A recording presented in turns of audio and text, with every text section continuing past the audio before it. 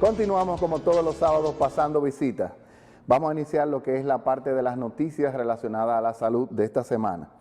Investigadores del Johns Hopkins Hospital han descubierto células inmunitarias en 2 pacientes infectados por con el virus del HIV, virus de la inmunodeficiencia humana, que actúan de forma distinta a las células de otros pacientes contagiados por el mismo virus.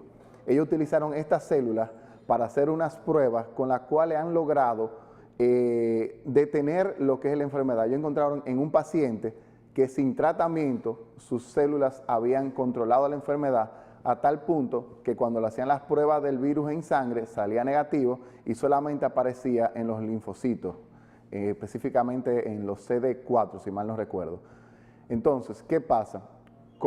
Estudiando este paciente, esa célula, el comportamiento de esa célula, y otro paciente quien se le había dado tratamiento antiviral, el tratamiento que se utiliza para controlar lo que sería el virus de la inmunodeficiencia humana adquirida, el VIH, con antirretrovirales. Él fue tratado, después dejó el tratamiento y luego de 15 años de haber sido tratado, el paciente, al hacerle los estudios, también salía negativo, pero sí tenía el virus presente en sus células, específicamente linfocitos. Ellos estudiaron estos comportamientos de estas células y comenzaron a hacer pruebas y se ve una luz al final del túnel donde quizás se puedan conseguir utilizando este tipo de las reacciones que están haciendo estas células específicas de estos pacientes para tratar de controlar el virus. Eso lo que nos deja es una ventana de que probablemente en un futuro no muy lejano podamos por fin encontrar una cura para esta enfermedad. Por otro lado, en el país se mantienen muy altas las cifras de mortalidad infantil, pues a la fecha el sistema ha registrado 3.065 defunciones de menores de 5 años, donde el 80% corresponde al grupo de los niños de 0 a 28 días de nacido. Esto es un grave problema. En lo que va del año, en muertes maternas se han registrado 165 defunciones, menos que a esta misma época del año pasado. Esto es bastante importante, o sea, seguimos teniendo el problema, aunque se están tratando de corregir las situaciones para que bajen estos porcentajes, estos altos números de defunciones infantiles y maternas, todavía siguen muy altos y quiere decir que el camino a recorrer sigue siendo largo. Nosotros lo que le invitamos es sobre todo a las madres embarazadas, a las madres con recién nacidos, es que visiten a sus médicos, que no dejen de darle seguimiento a sus hijos y a sí mismas con los embarazos, porque estamos teniendo una lucha grande y grave contra los problemas de salud en estas personas que son las madres embarazadas y los niños recién nacidos, que son pacientes que están muy vulnerables a diferentes tipos de enfermedades y a problemas de salud. Con respecto a lo que se habló ya hace unos meses, que estuvimos hablando del Valsartán, se sigue vendiendo en el país el medicamento indicado para la presión arterial y que fue retirado del mercado dominicano. Tras la advertencia internacional sobre el hallazgo de componentes carcinógenos y otros en el fármaco suspendido en diversos países tras comprobarse un lote con alteraciones en la salud de los individuos, incluyendo la República Dominicana, la periodista de investigación Nuria Piera presentó un reportaje donde habla que el Valsartán es una cura más mala que la enfermedad. En este reportaje, la periodista reconocida en nuestro país hablaba de que si bien sacaron ya uno de los fármacos que tenía este producto, se ha encontrado que hay otros productos de otros laboratorios que están utilizando el fármaco. Lo que se está discutiendo, investigando es si el componente de este fármaco viene del mismo lugar de China donde venía el componente que tuvo problemas hace ya unos meses. Recuerden que hace unos meses se encontró que había una sustancia que era parte del componente de lo que serían los sartán, que es un medicamento que se utiliza para la hipertensión, para los pacientes con presión alta. Se encontró que había un residuo de un químico en parte de esas sustancias que se utiliza para hacerse medicamento que podría causar cáncer, por lo que fue retirado del mercado en muchísimos países, incluyendo el nuestro. Pero ¿qué pasa?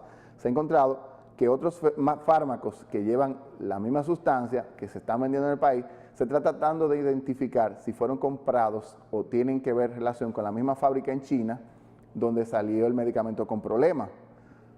Los medicamentos que se están vendiendo actualmente, si bien se ha encontrado que algunos se están comprando, por ejemplo en Italia, también se le dio seguimiento y ese laboratorio de Italia compraba una de las sustancias, la sustancia que tuvo problemas también en China, en la misma provincia que el medicamento anterior, con diferencia de que se compra en diferentes fábricas, pero todavía no se ha comprobado si tiene el mismo problema. Lo que nosotros le invitamos es a los pacientes que utilizan este tipo de medicamentos que hablen con sus cardiólogos.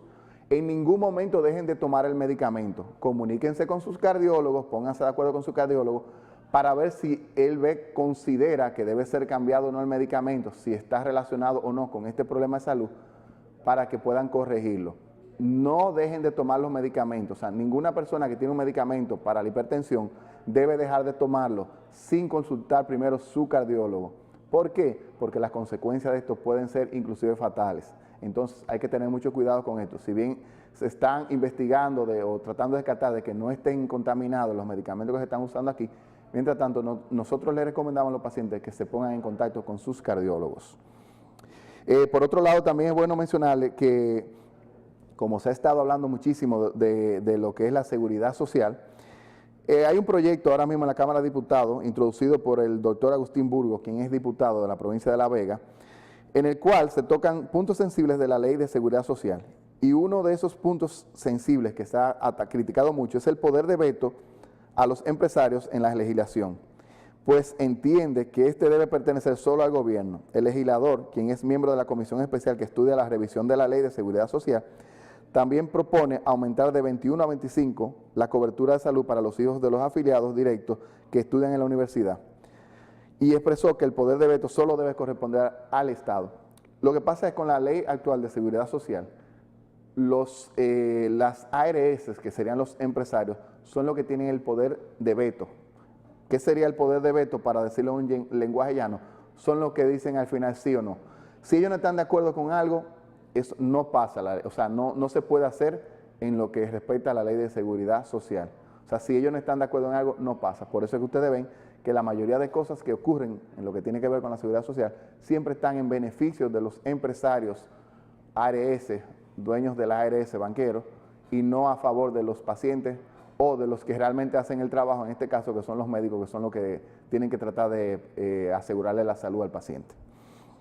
Por otro lado, también hablando de temas de salud, hace poco ha salido en medios y eso, se ha estado hablando de los implantes mamarios.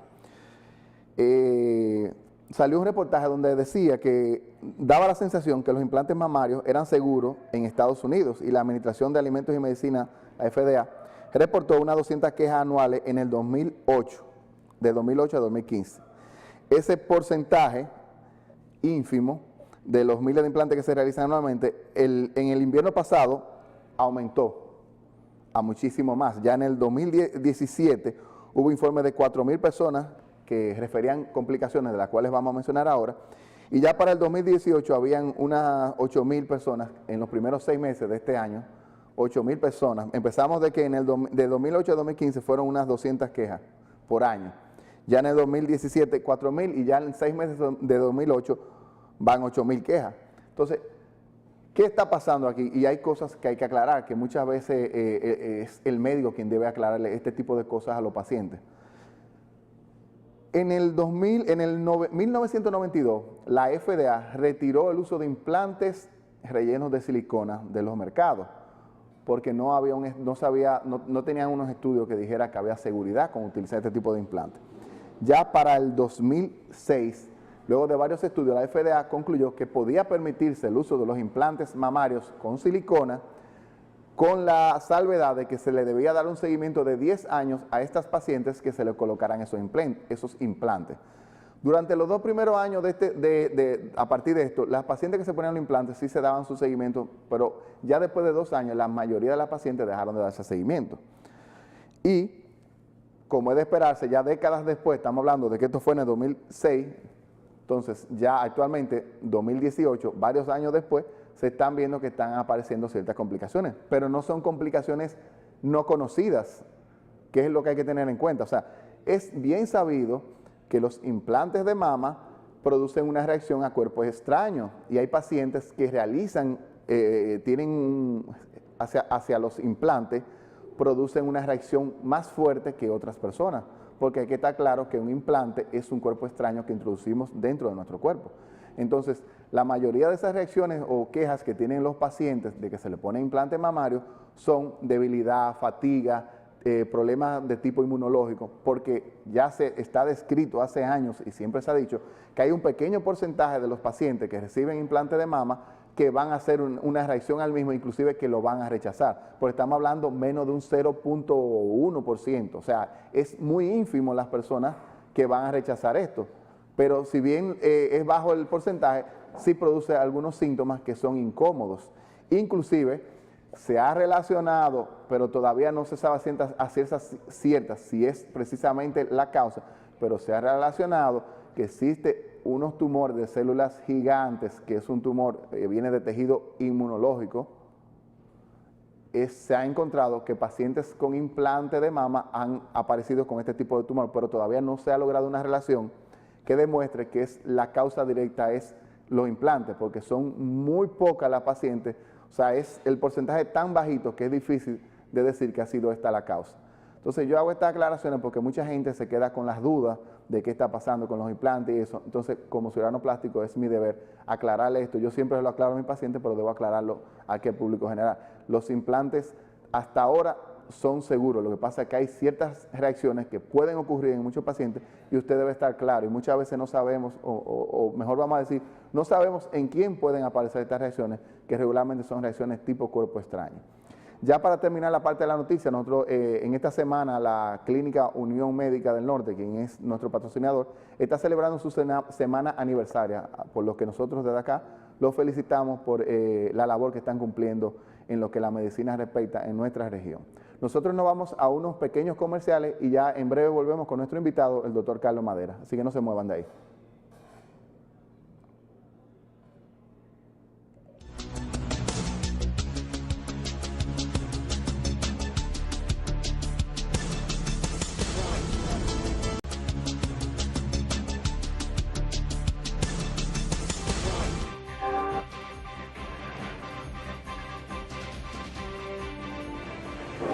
Continuamos pasando visita como todos los sábados. Nuestro invitado de hoy es egresado de la Universidad Tecnológica de Cibao como médico.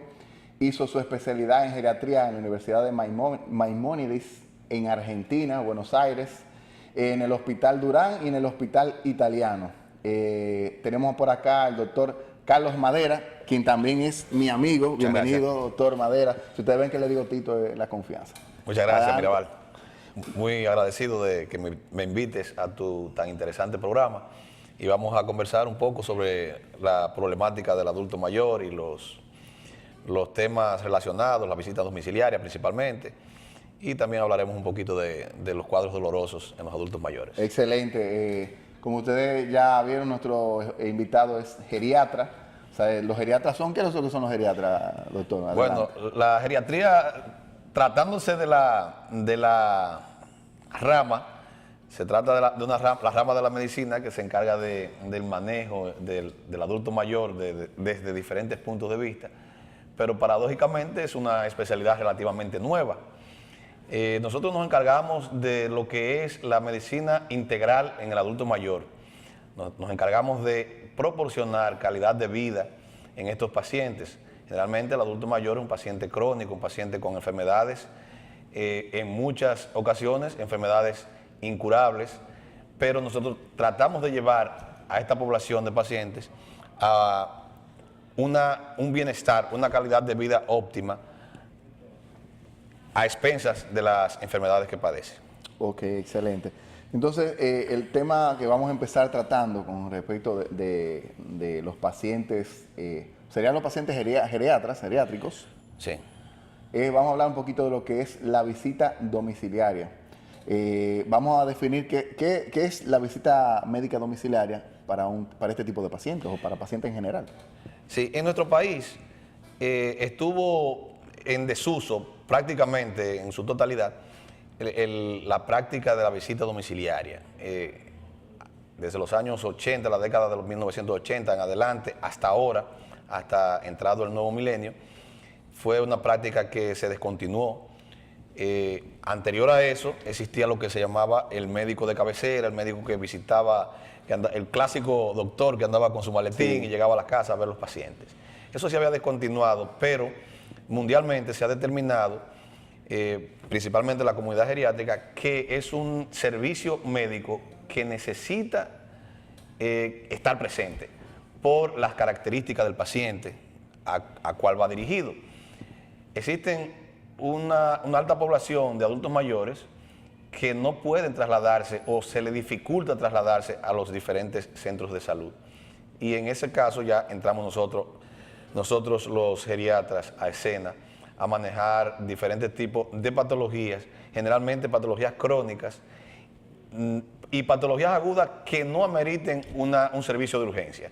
Ya cuando ameritan un servicio de urgencia, pues es inevitable que hay que trasladarlo a una unidad de emergencia de un centro clínico u hospitalario. Eso yo creo que ahí debemos hacer un poquito más hincapié en que ameriten servicio de urgencia y que no la ameriten. Cuando mencionabas lo de la visita y que en los años 80 me vino a la memoria recordar el maletín que tenía, mi abuelo era médico, era ginecólogo, y me vino a la memoria recordar el maletín que él tenía lleno con ciertos medicamentos, su estetoscopio, otoscopio, o sea, todas las cosas, porque aún siendo ginecólogo, él hacía visitas domiciliarias de medicina general, porque se utilizaba mucho en esas épocas. Qué bueno que se está retomando otra vez, porque lamentablemente por los volúmenes, su especialización y eso, se ha perdido mucho, y es importante que ustedes estén haciendo eso, porque quizás, como bien decías, los pacientes geriatras ameritan un cuidado diferente y por su dificultad para la movilización es importante que no solo ellos, sino que hay pacientes con otras deficiencias, con otros problemas para trasladarse, esos que necesitan visita domiciliaria. Entonces, mencionabas que en la visita domiciliaria, que los pacientes con un problema de emergencia o agudo no califican para esto. Vamos a puntualizar un poquito esto, porque a veces las personas están confundidas y creen que la visita domiciliaria, que el médico debe ir a la casa hasta por una emergencia. Y es bueno aclarar cuáles son las emergencias que hay que llevarlo a la clínica y en cuál momento sí ya el geriatra, el que va a hacer la visita domiciliaria, sí va a acudir a la casa. Sí, claro. El paciente que tiene una enfermedad que necesita un servicio de urgencia, pues nosotros tenemos muchas limitaciones. O sea, un médico que va a la casa no va con los equipos necesarios para realizársele diferentes tipos de estudios a los pacientes, estudios de gabinete, los estudios radiológicos y otros. Además, el mismo tratamiento que es de manera urgente a estos pacientes, pues uno no se lo puede aplicar en ciertas circunstancias a nivel domiciliario. La visita domiciliaria es como este programa, pasando visitas. Nosotros hacemos lo que es la consulta, pasar visitas en un domicilio a un paciente adulto mayor. Aparte de eso, existe lo que es el internamiento domiciliario que se está fomentando ya en nuestra ciudad. Existen algunas instituciones sí, hay compañías que se dedican a eso. Que se dedican a la atención domiciliaria. Es un gran servicio que están aportando diferentes tipos de grupos de médicos y diferentes grupos de enfermeros y enfermeras que están haciendo una buena labor, porque también debemos recordar que no el 100% de la población dominicana tiene cobertura de seguros de salud. Y a veces un tratamiento de una enfermedad crónica que se agudice o que se descompense en ciertas circunstancias, pues puede ser manejado con un internamiento domiciliario y se evita mayores gastos a nivel privado, y también por la congestión que existe a nivel público en los hospitales, pues también tiene una atención especial este tipo de pacientes. También es muy importante recalcar que la atención domiciliaria siempre tiene que estar autorizada. Yo me voy más allá, autorizada de manera incluso legal. Los médicos, los geriatras que se están formando, los médicos clínicos o cualquier tipo de profesional de la medicina que vaya a visitar a un paciente domiciliario, lo ideal, no se está ejerciendo eso, pero lo ideal es que los familiares responsables o el paciente firmen un consentimiento informado de ese médico ir al domicilio de esa casa, al domicilio de ese paciente. ¿Por qué? Porque usted está invadiendo una propiedad. aún le haya dicho el familiar que vaya y usted está tratando la salud de un paciente, cualquier complicación que se presente, bueno, usted tenía una autorización de usted tratar a ese paciente. En esa parte del consentimiento informado, que es algo que se está utilizando cada vez más en la medicina. Por ejemplo, nosotros los cirujanos plásticos lo utilizamos para todas las cirugías, tenemos que darle un consentimiento informado a los pacientes para informarles, así como dice su nombre, consentimiento informado, para decirles qué vamos a hacer, qué podemos hacer y qué no se puede hacer. Que es lo mismo que ustedes imagino que hacen en la visita domiciliaria, especificarle al paciente con este consentimiento cuáles cosas se puede hacer y qué cosas no se pueden hacer, porque lamentablemente muchas veces la gente cree que porque el médico está ahí, el médico fue a la casa, las manos mágicas del médico van a cuidar al paciente. Y tú bien mencionabas ahorita que si bien uno va como médico a ver un paciente, no tiene las herramientas que se necesitan para hacer un diagnóstico y muchas veces para dar un tratamiento, porque no tienes con qué, ya mencionaste, hacer un rayo X, pero tampoco tienes una sonografía. O no tienes con qué hacer ciertos estudios de laboratorio que no se pueden hacer ahí en la casa, porque tú podrías hacer, por ejemplo, un examen de la azúcar en sangre y hasta un examen de orina, pero más de ahí no creo que pueda lograr hacer. Entonces, por eso es importante eso que mencionas del consentimiento informado, porque la gente tiene que estar consciente de que el médico va a ver al paciente, y no sé si lo mencionaste, pero creo que ibas por ahí y saltaste, era que la visita domiciliaria debe ir posteriormente a una evaluación primaria, que creo que nos has tocado, que sería bueno que hables un poquito de eso, porque ya es como una visita de seguimiento lo que sería la visita domiciliaria. Así es. Eso es lo ideal. Hay circunstancias de pacientes que en ningún momento se pueden trasladar, pacientes terminales, pacientes encamados crónicos, que la primera visita es en el domicilio, pero esas son situaciones especiales. Generalmente, las visitas domiciliarias se inician con una consulta en el centro clínico, en el centro hospitalario previa. O hasta un internamiento. O hasta un internamiento previo, perfecto. También, bueno, quiero dar la información a la población que aparte de, eso no es una promoción, sino algo que es importante para la población geriátrica. Aparte de yo trabajar como médico en la consulta privada de la Clínica Unión Médica, también trabajo en el Hospital Cabral Ibáez, soy el jefe del departamento de geriatría en estos momentos, y nosotros tenemos el primer programa de visita domiciliaria de salud pública en el país. O sea, fue el primero que se inició a nivel nacional, fue el Cabral Ibáez.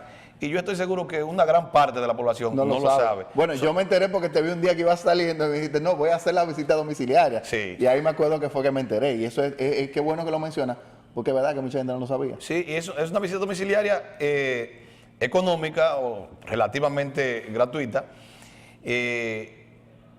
Solamente tienen que dirigirse al departamento y justificar, tiene que calificar el paciente, obviamente, justificar que el paciente no puede trasladarse hacia el hospital y nosotros le realizamos las visitas domiciliarias programadas. Excelente. Muy importante para la población. Eso, sí, qué bueno que se está haciendo ese servicio. Yo les recuerdo a ustedes nuestros teléfonos aquí en el estudio por si quieren llamar, si tienen alguna pregunta para el doctor Carlos Madera. El teléfono del estudio es 809-583-7999. Yo lo vamos a poner ahorita por ahí abajo, pero ya lo saben, 809-583-7999. Entonces, doctor, usted mencionaba de que pacientes que aplican para recibir la visita domiciliaria. Y yo le preguntaría, ¿cuáles pacientes no aplican para recibir la visita domiciliaria? Lo que no aplican son los pacientes que se pueden movilizar, que aún tengan patologías o sean muy añosos, pueden ser trasladados, porque así ya pues van a la consulta. Si es privado, le sale más económico ir a la clínica, y si es a nivel estatal, a nivel de salud pública, pues se dirigen al hospital y así descongestionan un poco lo que es la visita domiciliaria, porque está muy limitada en estos momentos y tenemos el equipo que tenemos en el hospital para cubrir Santiago completo, y también ya nos estamos trasladando a las comunidades cercanas a la ciudad. Y ustedes son pocos. Y somos muy pocos. O sea que la gente debe entender que esto no es para comodidad suya, o sea, es para comodidad del paciente que lo amerita. No por el hecho de que yo no quiero ir a la clínica, que mejor venga el médico. Sí. Tenemos que ser conscientes, señores, se está dando un servicio bueno, necesario. Entonces hay que no abusar de este servicio para que funcione mejor. Doctor, yo creo que una pregunta que se viene de aire que no podía faltar es, ¿las ARS cubren las visitas domiciliarias? Las ARS no la cubren, aún no la cubren. Se ha estado haciendo, no negociaciones, conversaciones, vamos a decir. Se han estado haciendo conversaciones hace varios años y todavía no se ha llegado a una conclusión. Pero como ahora se está institucionalizando lo que son los programas de visita domiciliaria, como hablamos hace un momentito, de que hay algunas compañías ya establecidas en nuestra ciudad y también en Santo Domingo, es posible que entren en conversaciones, porque existen patologías, existen condiciones clínicas que son más convenientes para todos, tanto para el médico como para el paciente y para las ARS que se atiendan en la casa. Que se atiendan en la casa. No, inclusive, y como ahora las ARS están defendiendo la atención primaria, la visita domiciliaria es una buena forma de comenzar. De comenzar. Porque si tanto dicen que quieren facilitar la atención primaria, como dicen, entonces pues empiecen a cubrir las visitas domiciliarias, que eso es parte de la atención primaria. Sí, sería y no le suban el costo a los pacientes por eso también, porque... Exactamente. Sería una buena opción para los pacientes si ellos si entraran a negociaciones con nosotros, claro, y se pudiera dar cobertura a este servicio. Sería un acto de buena fe de que ese problema que hay con la atención primaria no es económico y que ellos quieren ayudar. Eso sería Exactamente. Sería una cosa de buena fe que las ARS dijeran, mira, para que ustedes vean que nosotros sí, que no es el dinero que nos interesa, vamos a empezar a implementar, a pagar las visitas domiciliarias de geriatría y de diferentes otras especialidades que la están haciendo, porque me parece que, por ejemplo, la oncología ameritaría ese tipo de cosas, entiendo, sobre todo con pacientes terminales. Tal cual. O sea, que sería importante. Tenemos una llamada. Muy buenos días. ¿Cuál es su pregunta para el doctor? Sí, gracias. Vamos a ver si tiene servicio endocrinólogo asunto de la tiroides. Tiene una tiroides, una hipertiroidismo y tiene un cáncer creciendo ahí en el lado, el bolso y eso, ¿sabes? Entonces, vamos a ver qué servicio y el tratamiento, por favor. Bueno, yo creo que hablaba de tiroides y eso. Se sale un poquito del tema. De endocrinología. Sí, tendría que ser un endocrinólogo. No sé si el televidente quería saber si había visita para pacientes con tiroides, pero desde ya yo entiendo que si es un paciente que se puede movilizar, ya explicamos que debe ir al médico, o sea, que debe ir a la visita. Las visitas domiciliarias no son para pacientes que se pueden movilizar. Y, por ejemplo, una persona con problemas de tiroides va a meritar una serie de estudios, análisis, que tiene que ir al médico para darle seguimiento. Si esa era la pregunta, creo que por ahí no sé qué más tendría que agregar. Bueno, si es un paciente con tiroides, o sea, problemas tiroides o problemas endocrinológicos, pues debería de especificar si el paciente tiene capacidad funcional o no. O sea, si es un paciente muy añoso, que está encamado, que no se puede movilizar por otras causas, pues se califica para la visita domiciliaria. De lo contrario, pues debe ir a su endocrinólogo de cabecera. Y que preguntaba, el televidente preguntaba que cuál sería el tratamiento. Yo creo que en esto la respuesta es, debe ser un endocrinólogo quien lo evalúe. Eminentemente. Quien vea cuál es el problema, que hay que identificar exactamente el problema. Quizá ya lo tienen identificado porque ya han mencionado eso. Y el tratamiento es a seguir por su endocrinólogo. O sea, nuestra orientación es que debe seguirlo un endocrinólogo. Yo creo que la respuesta que debemos darle en ese sentido. Doctor, entonces, continuando con este tema, ¿cuál es el problema de salud que más frecuentemente hay en estos pacientes añosos a los que hay que hacerle visita domiciliaria? La mayoría de nuestros pacientes de visita domiciliaria son pacientes crónicos, pacientes con secuela de eventos cerebrovasculares, pacientes... Discúlpame, en español, accidente cerebrovascular. Explícale al público, recuerda que... Pacientes que le han dado derrames cerebrales o infartos cerebrales. Pacientes ya con otro tipo de condición clínica que lo lleve a un encamamiento crónico. Pacientes que no se levantan, pacientes que tienen problemas de movilidad, fracturas de cadera. Yo creo que es una de las fracturas más frecuentes en el paciente añoso. Una de las más frecuentes en el adulto mayor es la fractura de cadera. Y el envejecimiento per se causa dependencia en los adultos mayores y ahí se suman otras patologías. Pacientes que tienen, aparte del envejecimiento, tienen otras patologías que en condiciones de un paciente adulto más joven sería apto para que fuera a cualquier centro de salud, pero ya por la avanzada edad de algunos pacientes, pues no pueden trasladarse. Todos estos clasifican para... Ok, la entonces visita. los pacientes que tienen, por ejemplo, una fractura de cadera, cuando se le hace la visita, ¿solamente le hace la visita usted como geriatra o también han gestionado servicios de un ortopeda que le dé seguimiento o no? No, lo que pasa es que el paciente con fractura de cadera ya fue al hospital o fue a la clínica. Fue operado, Ya fue se le operado resolvió. o algunos pacientes no se operan porque si era un paciente disfuncional o afuncional antes de la fractura, pues a veces no lo operan para no someterlo al procedimiento quirúrgico, porque de todas formas no va a caminar, porque no sí, caminaba claro. antes. No, si el riesgo quirúrgico es muy alto. Si el riesgo también. quirúrgico es muy alto. Hay muchos pacientes que sí son funcionales antes de la fractura, se operan y luego pierden la funcionalidad, no caminan más. Es un tema de fobia que crean miedo, algunos, sí, de miedo que crean algunos adultos mayores y bueno, se inmovilizan y ya clasifican para nosotros ir a verlo. Los ortopedas ya lo vieron en el momento agudo, ya luego nosotros le damos seguimiento. Ok, eso de la fobia, ya, yo he visto muchos casos de pacientes que tienen fractura y ya le dan miedo, entran en terror a caminar. Aunque, por ejemplo, yo tengo mi abuela que tuvo una fractura de cadera hace ya unos años, lamentablemente, pero ella fue todo lo contrario. Ella desde que pudo se paró y a caminar. Porque yo creo que eso es uno de los casos poco frecuentes de que no hubo fobia, sino que inmediatamente ella quería caminar y empezó a caminar. Y por eso se lastimó también. Entonces, Bueno. porque todos los excesos son problemáticos, pero es muy frecuente eso de las fobias y las fracturas de cadera. En los pacientes, ya quizá yéndonos un poquito a la parte de los pacientes geriátricos, ¿cuál sería la cosa más frecuente de visita de un paciente geriátrico a ustedes como especialistas? Y también, o sea, te voy a hacer dos preguntas en uno. ¿En qué momento un paciente debe empezar a visitar al geriatra? Bueno, la primera pregunta es que lo más frecuente, la visita más frecuente de nuestros pacientes son deterioro cognitivo, por la misma... Doctor, deterioro cognitivo, en español... trastornos de memoria, el envejecimiento per se y las comorbilidades que acompañan este envejecimiento y las enfermedades que nosotros tenemos en nuestro país, enfermedades ya crónicas que son muy frecuentes como la diabetes y la hipertensión. Son las principales causas. Son las principales causas de visita al médico. Ok, ¿y cuándo es que empiezan estos pacientes? Los pacientes comienzan a visitarnos alrededor, bueno, en teoría, después de los 65 años de edad, nosotros nos encargamos de la atención a los pacientes. Pero el grueso de nuestros pacientes, generalmente en geriatría, sobrepasa los 80, el paciente de 80 años de edad.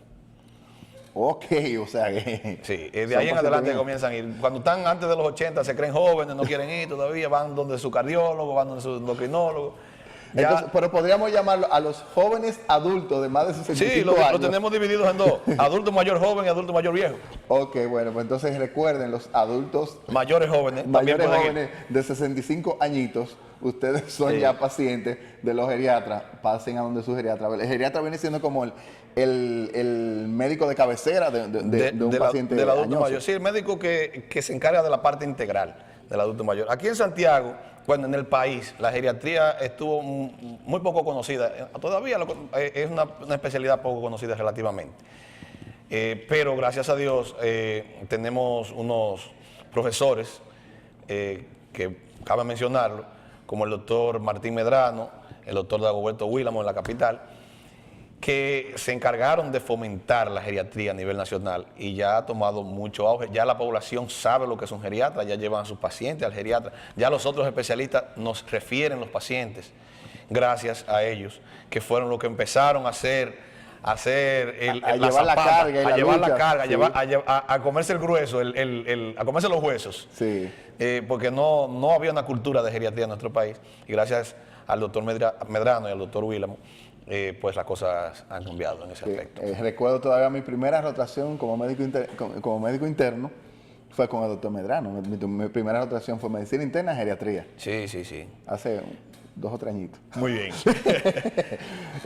Doctor, casi estamos terminando, yo diría, y no sé si tienes algunas, qué sé yo, informaciones o recomendaciones que quieras darle a los familiares de los pacientes geriátricos, qué sé yo, cosas que entiendes que es muy importante que sepan y que muchas veces te das cuenta cuando van a tu consulta Sí. o cuando tú vas que ellos no saben. Es bueno darle estos datos porque muchas de las personas que ven el programa tienen familiares ya que son adultos jóvenes. Sí, sí. ¿Cómo era que tú decías? Adultos mayores jóvenes. Adultos mayores jóvenes. Sí. Realmente, bueno, mi mamá es un adulto mayor joven, pero ella no quiere ir al geriatra. Bajo Ella ninguna tiene un circunstancia. geriatra ahí ya. Sí. Bien, hay puntos importantes en el tema de la geriatría y es que por ser viejo no quiere decir que ya tenemos que dejarlo tranquilo porque ya está viejo, que si no quiere caminar, que no. No. Al adulto mayor hay que tratar de darle calidad de vida y darle calidad de vida implica darle seguimiento en su alimentación, en su higiene, en el afecto por los familiares, muy importante. Yo creo que eso es un tema álgico. Es un tema que es un programa solo de hablar Sí. del afecto que se le debe dar al adulto mayor, del respeto que se le debe tener al adulto mayor. En una ocasión fui a ver a una paciente domiciliaria y me la tenían con una muñequita guardada y unos moñitos. No, quítemele todo eso a esa señora, porque Pero ven acá. quieren pasarse de gracioso. de amable con ellos y lo que hacen es que le causan daños a estos pacientes. Es muy importante. Hay otra cosa muy importante que es, otro punto muy importante, que es el tema del dolor en el adulto mayor. El adulto mayor tiene mucho dolor, generalmente por ser viejo. Las Y articulaciones. el todo. dolor lumbar y el dolor articular es el más frecuente. No vayan al colmado a comprarle los medicamentos. Vayan donde el médico. No es porque queremos cobrarle la consulta. Es que el adulto mayor necesita una terapéutica diferente para todas las enfermedades, incluyendo los cuadros dolorosos, diferentes al adulto joven y al resto de la población. Sí. O sea, son pacientes especiales. Es un problema que yo menciono mucho aquí, que en nuestro país somos 10 millones de médicos. Entonces, a la vez 10 millones de médicos, Sí. el vecino, el amigo te dice, no, pero dale esto, tómate esto, que a mí me dieron esto. Señores, lo que el doctor Madera está diciendo es súper importante. Cuando usted es una persona que tiene un problema de salud, no se maneja igual que el del vecino. Por eso los médicos estamos preparados para seguir y evaluar diferentes enfermedades. ¿Es así? Así es. Entonces, así por es. eso es que el doctor está diciendo que es importante que siempre vayan a ver a su médico. No es porque el médico le quiere cobrar la consulta. Es que, señores, le sale mucho más barato cuando usted va al médico, consulta, se lleva el tratamiento que le dice el médico y no cuando se pone a inventar, comprar cosas. Y se inventar. complica. Llega complicado, llega peor, entonces sale más caro, ¿verdad? Entonces, eso es lo que estamos diciendo. ¿Qué más estabas diciendo? También el tema de lo que es la conciencia de visitar al geriatra. Nosotros somos médicos de cabecera de estos pacientes. Si necesitamos el auxilio, que muchas veces lo necesitamos, de los otros especialistas, pues referimos a nuestros pacientes en el momento que se amerite.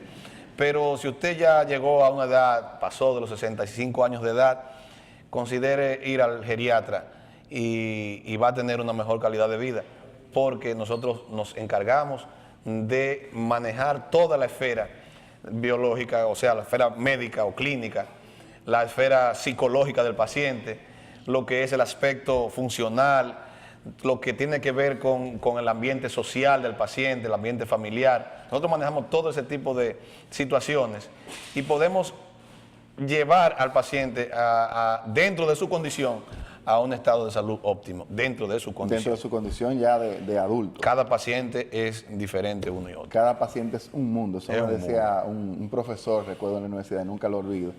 Y es importante tener eso en cuenta. Doctor, exactamente cuál es su consultorio en la Unión Médica. Yo estoy en el consultorio 347, Torre C. Voy al hospital de 8 de la mañana a 11 y de 11 en adelante estoy en la clínica.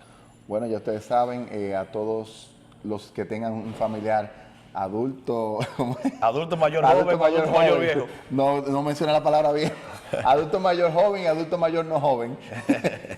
Está bien. El doctor Madera está en la Clínica Unión Médica esperándole para darle seguimiento. Es muy importante que ustedes vayan donde especialistas para cada cosa. Por eso existen los especialistas. Ya la medicina está muy especializada, está muy subdividida. Y la razón de esto es que cada quien maneja mejor su área. Por eso les invitamos a que siempre tengan un especialista para cada situación. ¿Así es? Así es. Doctor Madera, muchísimas gracias. Mirabal, muchísimas gracias a ti. Gracias por venir al programa y a todos hermano. ustedes. Tengan muy buenos días y nos juntamos por acá el próximo sábado a las 11 de la mañana. Buen fin de semana.